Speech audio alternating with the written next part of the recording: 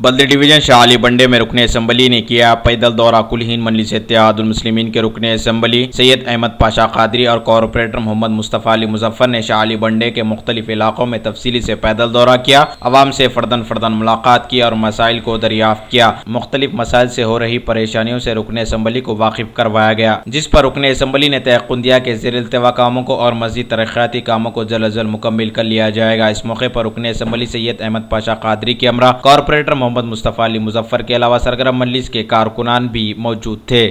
Charminar assembly हल्के के बल्दी division Shah Ali बंडा इलाके में आज बल्दी बरक़ी आबरसानी मसाइल के ताल्लुक से दौरा किया गया।